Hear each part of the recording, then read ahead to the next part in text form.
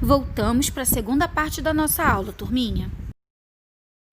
Como a tia Dani falou para vocês, as plantas são seres vivos. E como seres vivos, elas fazem tudo aquilo e passam por todas as fases que um ser vivo passa. Nascer, crescer, reproduzir e morrer. Às vezes, é claro, não cumprem todas as etapas da vida, como nós seres humanos também não. Mas as plantas também realizam uma outra coisa que nós seres humanos, todos os seres vivos fazem, que é, por exemplo, respirar e se alimentar. Sim, as plantas se alimentam. Você sabia disso? Pois é, elas se alimentam sim. Então, para você entender como que isso funciona, coloca seu livro na página 336. Nós vamos falar um pouquinho sobre a nutrição da planta. Agora, o que é nutrição? Você sabe? Pois é, nutrição é alimento. Quando a gente está nutrindo o nosso corpo, significa que nós estamos alimentando o nosso corpo. E assim é com as plantas. Nós vimos no capítulo anterior que as raízes, parte da planta, né? Uma parte da planta, ela suga do solo os nutrientes e água necessários para essa planta sobreviver. Esses nutrientes é o alimento da planta, certo? Certo. Agora, a planta só se alimenta porque ela tem boca e dentes como nós? Não, turminha. A planta não se alimenta como nós, seres humanos. A planta, para se alimentar, ela precisa sim da raiz e de cada outra parte dela mesma. Mas quando a raiz retira do solo os nutrientes, a água, ela já não está se alimentando naquele momento. Ela vai precisar passar por um outro processo para que esse alimento seja produzido.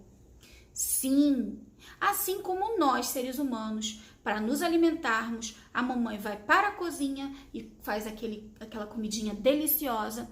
As plantas produzem o seu alimento, só que as plantas produzem para si, de si mesma. Como assim, tia Dani? Pois é, a planta não vai ao mercado comprar uma verdurinha, um arrozinho e fazer uma comidinha no fogão, certo? Seria até muito engraçado se isso acontecesse. Estou lá no mercado e me encontro com uma abóbora. Ia ser meio estranho, né? Bom, mas voltando aqui, as plantas, elas realizam um processo chamado fotossíntese. E a gente viu um pouquinho sobre isso na última aula.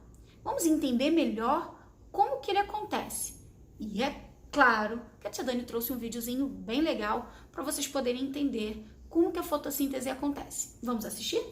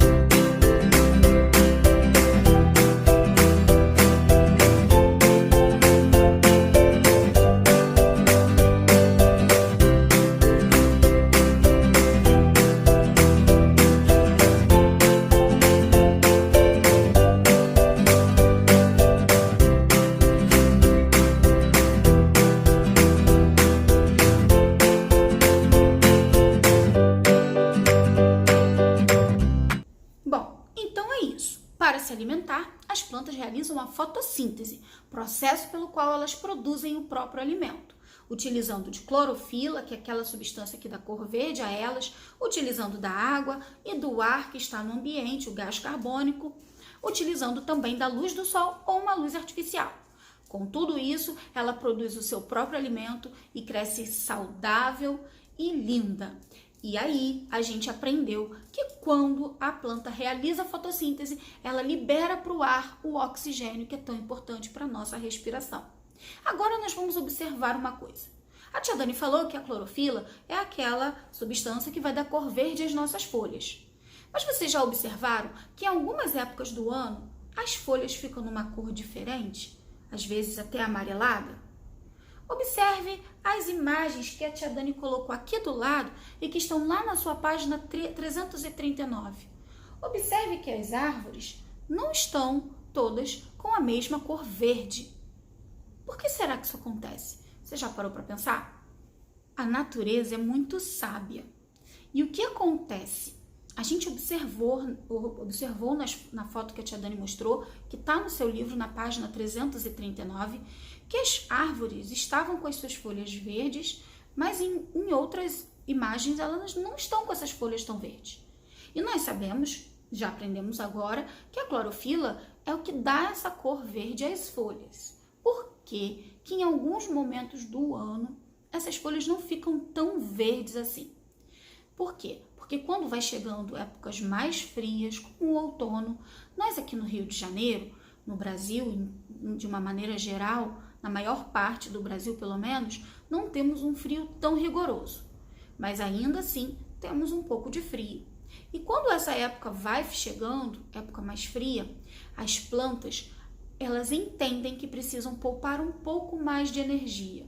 E por isso, elas param de produzir a clorofila, que é essa substância que dá cor verde às folhas, para que elas possam poupar energia na absorção de água e nutrientes que vai mantê-las vivas. Então, essas folhas passam a deixar de ser verdinhas e em algum momento elas caem. Depois elas se renovam, porque você vê que outras folhas nascem.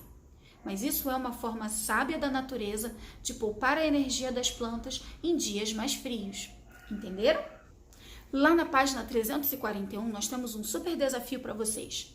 Pois é, você vai imaginar uma super planta, cheia de poderes. Uma planta que resiste a tudo, que suporta dias frios, quentes, lugares estranhos. Ou seja, uma super planta, quase que uma super-herói em planta. Imagine, aproveite bastante a sua criatividade e desenhe essa planta como que ela seria. Você vai fazer isso e vai mandar para sua professora uma foto, ok? Agora chegou a hora de você pegar o seu marca-texto e sublinhar com a tia as coisas mais importantes da nossa aula. Nós vamos ler juntos e sublinhar as informações mais importantes. Então, vamos lá? Lá na página 338, nós vamos ler juntos assim: nutrientes. Quando falamos de nutrientes, sabemos que estamos falando de alimentação, não é mesmo? Mas será que as plantas se alimentam? Sim, mas não como os seres humanos e os animais fazem. Sublinha junto com a tia a partir de agora. As plantas se alimentam por meio de um processo chamado fotossíntese. Chamamos de fotossíntese o processo pelo qual as plantas produzem o próprio alimento, utilizando a luz solar ou artificial que é absorvida pela clorofila encontrada nas folhas. A clorofila dá a cor verde às folhas para fazer a fotossíntese.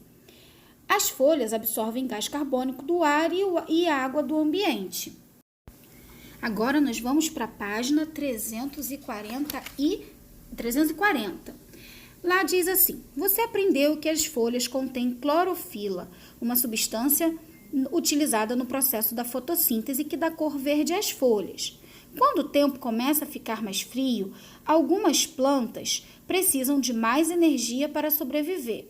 Por isso, conforme o outono se aproxima, a planta para de produzir clorofila, deixando as folhas amareladas e, em seguida, fazendo-as cair. Isso acontece para que a planta possa guardar energia e água para utilizá-las de forma mais eficaz durante o inverno. Por isso, muitas árvores ficam sem folhas no inverno.